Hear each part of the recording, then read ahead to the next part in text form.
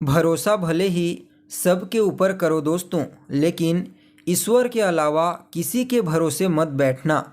नमस्कार दोस्तों, मैं ज्योतिष आचार्य वासुदेव मिश्रा आपका अपने चैनल सत्य की खोज में हार्दिक अभिनंदन करता हूं। दोस्तों, आज का यह ज्योतिष का कार्यक्रम आप लोगों के लिए यानी कि कन्या राशि वालों के लिए बेहद ही ज़्यादा खास कार्यक्रम साबित होगा। आज हम चर्चा करेंगे वक्री बुध के गोचर प्रभाव के बारे में।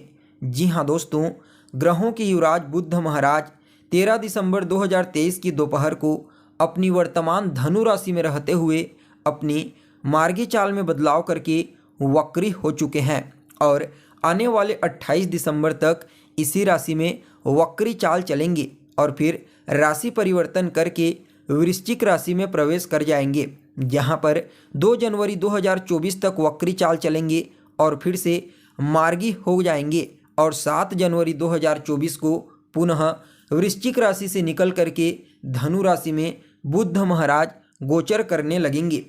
तो ऐसे में दोस्तों जानने का प्रयास करेंगे बुध महाराज का धनु राशि में वक्री चाल आपके लिए किस प्रकार से फायदेमंद साबित हो सकता है, आपके जीवन के किन किन पहलुओं पर इनका विशेष प्रभाव पड़ेगा, किन किन बातों का आपको विशेष तौर पर ध्यान रखना है और इस वक्री चाल को और ज़्यादा श्रेष्ठ और बेहतर बनाने के लिए क्या उपाय आपको करना चाहिए, हर एक जानकारी आपको बताएंगे।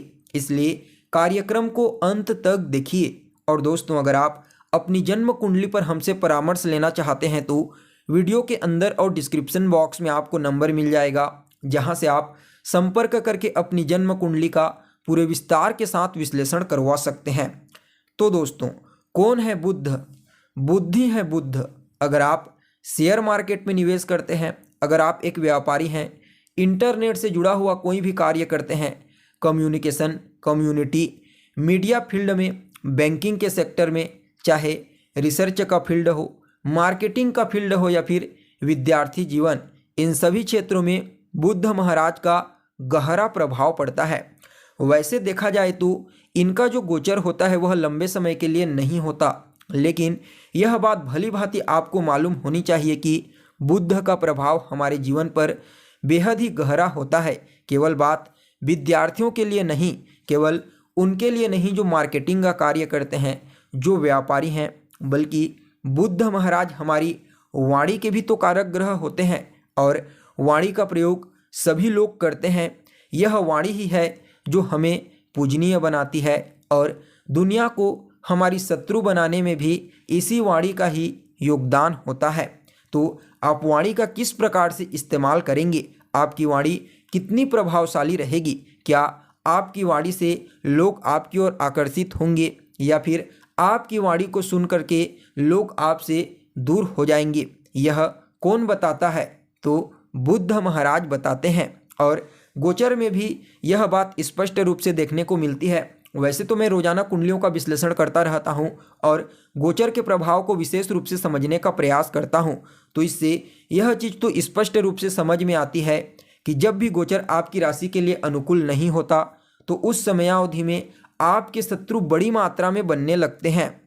जी हाँ, कुछ इसी प्रकार का प्रभाव आपके जीवन में देखने को मिलता है और यह चीज़ बुध के प्रभाव में आता है। इसलिए इनका जो गोचर होता है वह आपके लिए, खास करके तो आपके लिए, क्योंकि यह आपकी राशि के भी स्वामी बनते हैं, बेहद ही ज़्यादा महत्वपूर्ण होता है। अब यह जरूरी नहीं है कि आप एक व्यापारी हों, नौकरी पेशा हों, आप कुछ ऐसा ही बोल देते हैं जो सामने वाले को चुभ जाता है, जबकि पहले भी आप वैसा ही बोला करते थे, लेकिन अब सामने वाले का नज़रिया बदल गया है। किसके प्रभाव से? बुध के प्रभाव से। इसलिए इनके गोचर को विशेष रूप से आपको समझना पड़ेगा। वैसे देखा जाए तो मूल रूप से बुध महाराज एक शुभ ग्रह हैं, लेकिन एक बालक ग्रह तो भी हैं और बालक होने की वजह से जब भी किसी के संपर्क में आते हैं, किसी ग्रह से युति में आते हैं, तो इनके प्रभाव में विशेष रूप से बदलाव उत्पन्न हो जाता है। तो दोस्तों, आपके लिए कन्या राशि वालों के लिए बुध महाराज का जो यह वक्री प्रभाव है, यह मुख्य रूप से आपके चतुर्थ भाव में देखने को मिलेगा, जिसकी वजह से कुछ मामलों में इस समय आपको थोड़ी सावधानी बरतने की आवश्यकता है। इस समय आपको अपनी माता की सेहत का विशेष रूप से ख्याल रखना है। उनकी सेहत में थोड़ी बहुत गिरावट महसूस हो सकती है, प्रेम के क्षेत्र में भी थोड़ी बहुत परेशानी होगी और घर से दूर जाने की नौबत आ सकती है। बाकी वैसे देखा जाए तो अगर मेहनत से आप नहीं चूकते हैं, जी हाँ, अगर आप लगातार संघर्ष करते हैं, मेहनत करते हैं, तो यह जो गोचर है आपके लिए बहुत ही अच्छा होगा। बुध महाराज वक्री प्रभाव जब होंगे तो इनके ऊपर देवगुरु बृहस्पति की दृष्टि भी पड़ेगी, जिसकी वजह से इनके बल में विशेष वृद्धि हो जाएगी, जिसके परिणाम स्वरूप अगर आप कुछ बड़ा करने के बारे में सोच रहे हैं, केवल कल्पना ही करते हैं, तब तो बात खत्म। लेकिन आप कल्पना के साथ साथ उसे कहीं ना कहीं मूर्त रूप देने में भी विश्वास रखते हैं, तो यह समय आपके लिए बहुत ही अच्छा रहेगा। इस समय सामाजिक क्षेत्र में, समाज में आपका मान सम्मान तो बढ़ेगा ही बढ़ेगा, साथ में आपके चाहने वालों की संख्या भी इस समय बढ़ने वाली है। अगर आप कोई विशेष सामाजिक व्यक्ति हैं या फिर आप कोई ऐसा कार्य करते हैं जिससे लोगों से सीधा सीधा आपका जुड़ाव होता है, तो यह गोचर आपको आनंद देने वाला साबित होगा। इस समय पारिवारिक जीवन की गतिविधियों को भी देखा जाए तो सब कुछ ठीक ठाक ही दिखाई पड़ रहा है।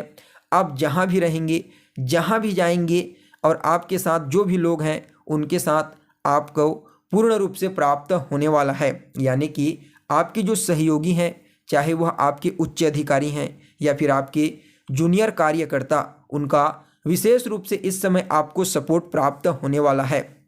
प्रेम संबंध में भी इस समय कुछ न कुछ बॉन्डिंग मजबूत होती हुई दिखाई देगी। हालांकि थोड़ी बहुत वैचारिक मतभेद उत्पन्न हो सकती है और गृह क्लेश की स्थिति भी उत्पन्न हो सकती है। इसका आपको विशेष रूप से ध्यान रखने की आवश्यकता है।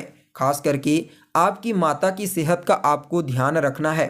अगर इस समय आप अपनी माता की सेहत का ध्यान रखते हैं तो निश्चित रूप से उन्हें कोई बड़ी समस्या नहीं होगी। इसके अलावा दोस्तों, अगर आपके स्वभाव में ऐसा है कि आप बहुत जल्दी क्रोधित हो जाते हैं, क्रोध पर मतलब बहुत जल्दी रिएक्ट कर जाते हैं, थोड़ी सी स्थिति में आप अपना आपा खो देते हैं, तो इस समय आपको थोड़ा सचेत रहने की आवश्यकता है। इन बातों का आपको ध्यान रखना है। बाकी आपके करियर के दृष्टिकोण से, व्यापार के दृष्टिकोण से यह गोचर अत्यंत ही श्रेष्ठ साबित होगा। आपको जीवन में सफलता प्राप्त करने के लिए कुछ नए मार्गों की प्राप्ति होगी और इस समय आपके जीवन में न सिर्फ आपके कार्यस्थल के सहयोगियों का बल्कि पारिवारिक लोगों का भी सहयोग आपको पूर्ण रूप से प्राप्त होगा, जिससे आपके मन में एक अलग ही उमंग और प्रसन्नता की भावना देखने को मिलेगी। कुल मिलाकर के देखा जाए तो आप लोगों के लिए, कन्या राशि वालों के लिए यह वक्री चाल अत्यंत ही श्रेष्ठ साबित होगा। बस रिश्तों को छोड़ करके कुछ मामलों में फिर भी इस वक्री चाल को और ज़्यादा बेहतर बनाने के लिए संकटनाशक गणेश स्तोत्र का पाठ आपको रोजाना या तो करना है या फिर श्रवण करना है। मैं कहूँगा कि नित्य कीजिए, यह गोचर आपके लिए अत्यंत ही श्रेष्ठ साबित होगा। तो दोस्तों, कैसी लगी आपको जानकारी कमेंट करके बताइए। फिर मिलते हैं एक नए और ताज़ा एपिसोड में। तब तक के लिए नमस्कार।